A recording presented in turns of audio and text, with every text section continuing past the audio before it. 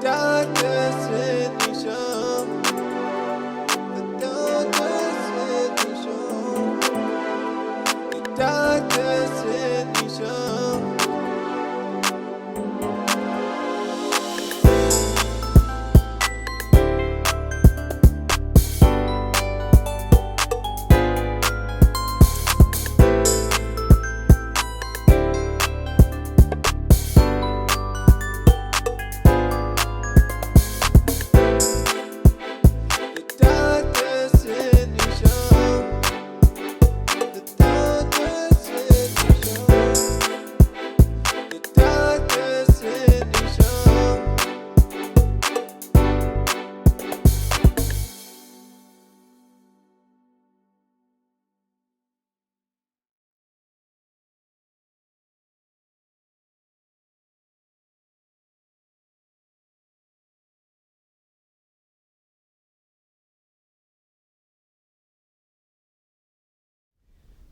Welcome. I am the Honorable Evelyn Laporte, retired Supreme Court Justice, and this is the Dr. Cyndi Show, and I am the host filling for Dr. Cyndi. And this afternoon or today, I have an amazing person that is going to share with you amazing information, but I have to give you a disclaimer. He's a very good friend, and I know him for so long, and I love him so much that I call him my brother everywhere I go. So today I have with me Alejandro Sayas, and he's going to share with you the things that he's been doing in the community, and you're going to love what you hear. So if you could take notes, go ahead. Alejandro, thank you so much, my brother, No, for thank being you. here with me. No, thank you. Thank you for having me today here. It's a pleasure. I am excited for you to share with us and the public the good, wonderful things that you do for the community. And I know you are a political advisor and an events director. Could you tell people exactly what that means and what do you do? And I'm also clergy, right? It's a combination that many people don't see: politics, clergy, and events. So I started very young. In high school, when they were closing my high school, I emailed Christian Quinn, at that time she was the speaker, and Mayor Bloomberg, and they actually answered me. And that motivated me to go into politics. I was maybe 15 years old, 16 years old, but I was also volunteer for the Three Kings Day Parade in Brooklyn. It's the largest Three Kings Day Parade in the nation. We give out over 40,000 toys. So I got involved as a volunteer. I met Eric Salgado. He's a bishop. He was running for mayor at that time. He said, "Hey, why you don't join my campaign and assist me?" I'm like, "I don't think I want to get involved." But I did. Getting involved in the campaign opened so many other doors. I met John Castellamides. I became friends with Mayor Bloomberg. I met Christian Quinn. It was just something that I never expected. You know, I was walking around and I saw John Castellamides. He gave me his business card with his phone number in the back. I mean, who knows who he is? I didn't know who he was at that time, but he's a billionaire. And since then, he became my mentor, right? You never know who you meet where you go. That's why you have to be nice. I was very nice. I opened the door. I made sure, even though I didn't know him, right? Because that's how I was taught. So it's been a very big, beautiful journey, right? From going from politics, I work for Eric Adams. I'm in an administration as well. I do that. I do parades. I do festivals. Puerto Rican Day Parade, Puerto Rican Day Festival. This year we had a lot of fun. Yes. But these are doors that God has opened, not really me, right? People ask me every time, how did you get there? Well, God first, because at the end of the day, I don't know how I got there. Yes, we have mentors. Yes, we have people that are very involved. But without Him, I'm nowhere. I'm nobody. My title means nothing politically or even in this earth. So it's pretty fun. It's a very interesting life, right? Because not many people are leader. Like, they consider me a very good Latino leader in New York City, but also a clergy leader. Like, I'm too young to be a clergy leader. I have my Bishop Seabrook, I have Apostle Eli, that are very big in the Christian world, right? But they say they see me as a leader. Today there was an event and they texted me, "Hey, where are you? We're missing you." I'm getting like 50 text messages. I'm like, "Hey, I won't be able to attend." But you see the interest, but not the interest, but you see the care. Something that we're lacking nowadays, right? So when I go to these events and I can see and I can make somebody smile, that's all I want. I want to go to a parade and see people happy and smile, people united. Yes, I know it's not a Christian event. The parade is not. But you know what? I see people united. It doesn't matter if you're Puerto Rican or Mexican. We're united. It doesn't matter your immigration status. What matters is that we're here together, we're laughing, we're enjoying the moment together. But parades are well known for cultural Yes. events and to celebrate your culture, your food, people that has been successful. You want to see the people that represent your country on different fields. Correct. And it's a great feeling. Listen, I shared with you the Puerto Rican Day Parade Yes. recently. Now on June, I think it was June 9th or June 8th. June 9th. June 8th. June 8th. And also, I shared with you the 116th Street Festival, Yes. which also was another great event. And I had the opportunity to see you navigate how you do your work. And you were not a clergy there, but you were doing your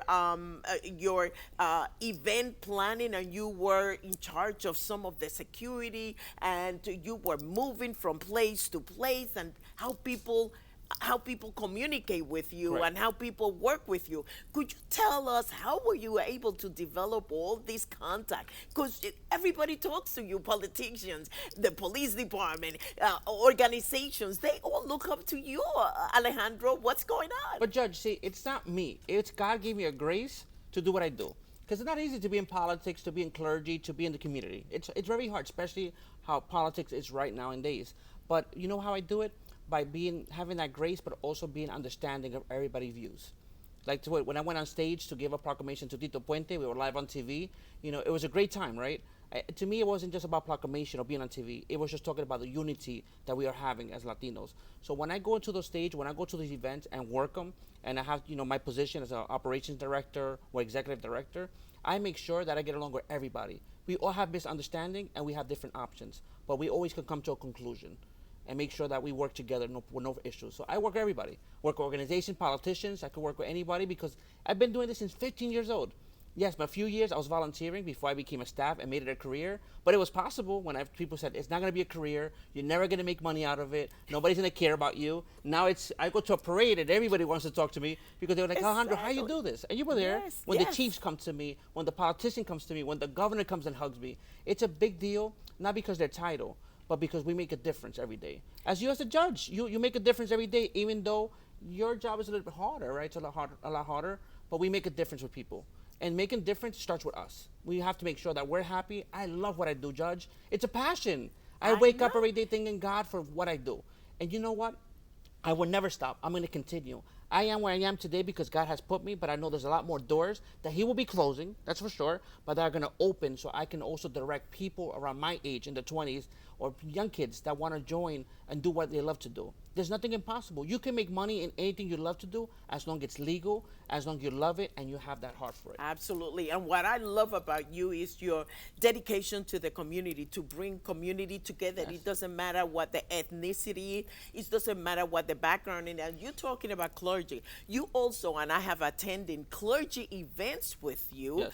and the way you put things together and people come together and churches come together, and you bring, what I love is that you bring young people, which these days young people don't care about church. Correct. But you bring all these young people together to come in and pray and praise the Lord or whoever they praise, and they love it, and it's amazing because you are a very young person yourself, and you have gone through your troubles and tribulations. Yes. And I know that when you were in school, Alejandro, you were not so great. You were not a how do you call it? An example type of kid. I wasn't. I mean, in school, I was a pain.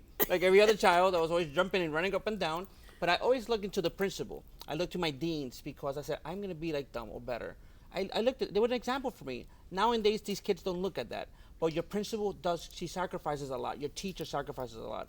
I have them on Facebook and I know them very well. But I see the sacrifice they did for me to be where I'm at today. And I thank them for that. It wasn't me alone. Like I always said, I'm here not because of me. I'm here because God's grace and the people that I surround myself with. Because that's important, Judge. The people that I surround myself with people that are older, with people that are not religious, because religion divides you, but spiritually you unite.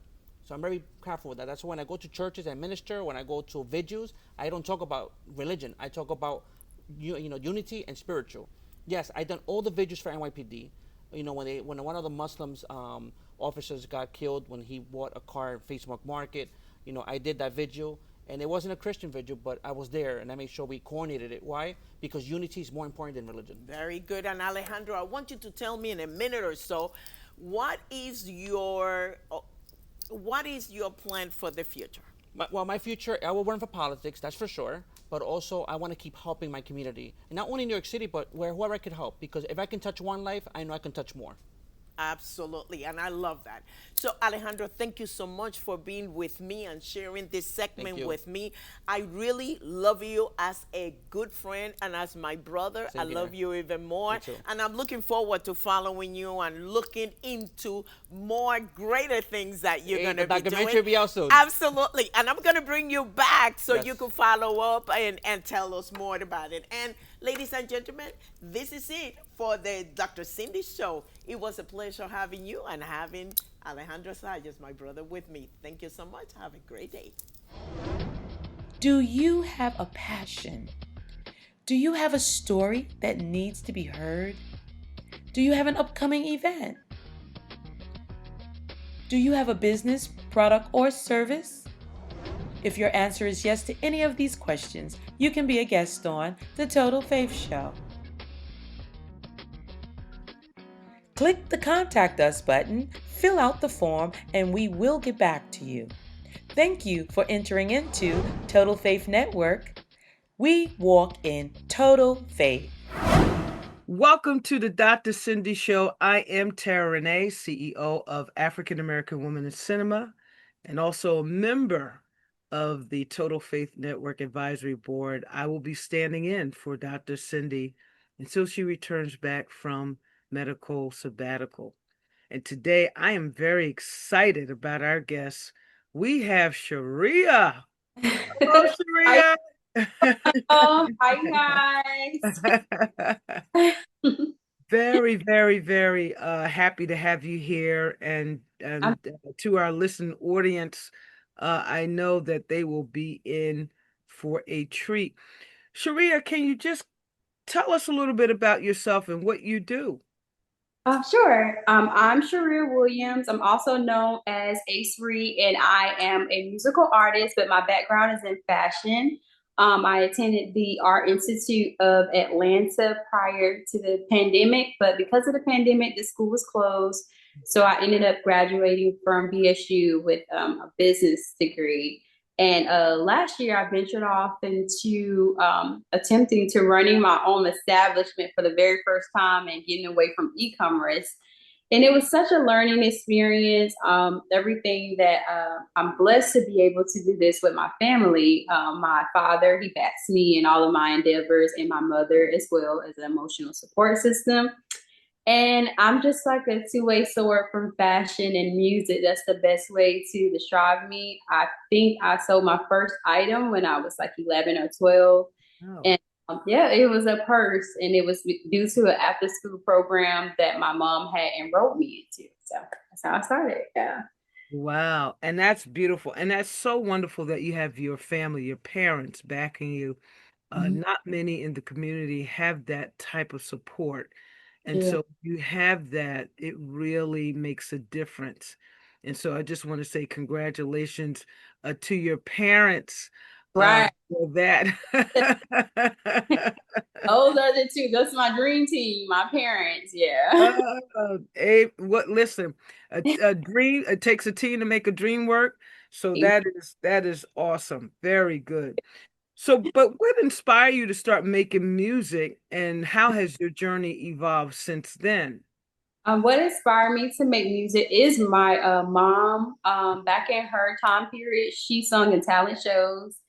She a very unique voice. My dad liked to say that she sounded like, I think her name is, I want to get her name correct, Anita Baker, more so. Wow. She won all her, she won all of them, but we come from a very small, close-knit town. So it was just in the area of where she lived at, but they known her from her singing talents. And interesting story. My mom, she could no longer have kids. So she only had my two brothers. They're older than me. And she said that she really wanted a daughter because my aunt, which is her younger sister, had beautiful little girls. Like she had two little girls, my older cousins, and she actually said she prayed for a daughter, and I came when her tube was hot. Yeah, so Wow. It that's was like a I miracle, was baby. scared to like be like, yep, that's my miracle baby. That's I'm musically, yeah, yeah, she did. That's beautiful. Wow. I'm talking to a miracle lady. Well, Yeah, I that's wasn't really awesome. there. Right, exactly. That is fantastic. Which artists or genres have most influenced your sound and style? Oh, my style. I would definitely have to say like my top influencers are from pop and R&B would have to be Aaliyah, Beyonce, Rihanna, and I also listen to Kobe Khaled, and she's like this country singer. Her melody is very soft. She Mhm. sang a song called Bubbly. It's in like all the grocery stores where in all my grocery stores growing up. I love them. They are amazing. And they work very hard. So they're kind of inspired me musically to feel like I can do it. Yeah. Mm-hmm. Wow, that is really, I want to just segue into what you just said. They work really hard. A lot of up and coming artists uh who just look at the television and see these artists performing on stage or in a music video do not understand what it takes to get to those points where their dance routines are with precision. Can you speak to some of what it takes to get to those levels of execution? So practice makes perfect, I was I'm still in a growing development stage, and I'm like far away from like being at the peak of my nature. But I've learned that perseverance, consistency, and practice, because you got to practice. Like not only on the physicalities, but also on your mental. Because being an artist, if you don't have the right support system, it can be very hard on your mental, because you kind of feel like, oh, when will I get an opportunity? When will I get to the next big gig? Or when will they actually see my worth? But like my parents told me that people will only see your worth when you begin to see your worth more. And a lot of that comes out in the practice room. So I feel like the more comfortable I get with something is because I practice it longer versus me just rushing to do something just we live in a generation that we like quick gratification because of social media, and that kind of takes away from the long hours to actually make someone great. So you can't skip the process, in my opinion. Yeah. Oh, that's key. That's key. No, because you know why, Sherrea? A lot of people think they can skip the process. Can you just speak a little bit to why skipping the process will become a major issue later? Because okay, so it's kind of like baking a cake, right? So I always use these simple like metaphors because this is how they taught me. It's like, okay, so you can rush and go ahead and hurry up and fix a cake and put all the ingredients in it, and you can decorate it on the outside and it can look delicious. I mean, there are some cakes that I've seen on the outside that looks absolutely amazing, but when we taste it, the quality is not the same. So when you want to be a quality artist and have longevity, I feel like you have to take your time, you have to endure, and you have to be okay with the fact of going off air and actually living the full process of becoming an artist versus just being live on your TikTok, your Instagrams, and just living in the moment. That's why I say it's kind of a win and a loss. It's a win because we get more exposure faster, but it's a loss because we're not enduring the same practice routines as Michael Jackson, Janet Jackson, James Brown. He was phenomenal with his footwork, but they don't understand these people live music. Like they practice so much, a lot, a lot, a lot. Even Beyonce, like they think because they see her glammed up that she do not go to practice. That is an understatement. You can tell by the flawlessness of her performance Yeah, she is practicing nonstop. I'm pretty sure she do a couple of months in practice. Yeah. Wow, that's powerful. That's Yeah. powerful. So, what message or emotion do you hope listeners take away from your music? I hope they actually enjoy it. Like I Mhm. enjoyed making it. I hope it makes them want to go out on a date. Like my new song actually released today. I Oh, ran congratulations. it. Wow. I'm excited. It's called Rendezvous, and I feel like it connects to all audience. Like just going on a whim and enjoying your night out, or getting ready to have your engagement, and you just want to make sure that you spend time with your girls right before you cross the broom. Like it's that type of song. It's an R&B and Afro, and I think it's smooth. It's something smooth because a lot of time my generation we're like real antsy and like we're very like hyped up. I like this song because it's like laid back and chill. So yeah, Mm-hmm. Oh, that's nice. Woo, that's exciting. yeah, I'm excited about that. Wow. Listen to That, Renee on all platforms. oh, okay. Okay. All right. Now, what project made you realize that you could do this as a career versus a hobby? My project Off Air One made me have a passion to my identity as an artist. It made me feel that okay, I belong here because the meaning of off air was to say it's okay to take some time off of social media because we wake up on social media, we go to sleep on social media. We as soon as we get off this meeting, we're gonna check our phones, we're checking our emails, and it was kind of giving my like audience and fans the okay and the reassurance that it's okay to take time away from this to be better because most of that project was recorded off of social media and my songs like Hype Me Up, Young Star and Movies, they did really good. Movies did really good internationally. I'm grateful for being embraced and I'm thankful to God that I was embraced by Nigeria area a lot. So yeah. That's beautiful. And that is a wonderful segue to our closing. I mean, time flies when you're having fun. It does. Can you give our audience your Instagram before we go? Sure. My Instagram is Sherrea. It's SHERREA_ACERI. So my real name and my artist name together with the underscore. So it's SHERREA_ACERI. Sherrea_AceRi. Yeah. That is wonderful. Thank you, thank you, thank you so Oh much for my gosh. Thank you. coming. We appreciate you. And you're wonderful and phenomenal and very encouraging and inspiring. And this is the Dr. Cyndi Show. I am Terra Renee, CEO of African American Women in Cinema. Peace and blessings to you. Thank you. Have a blessed day.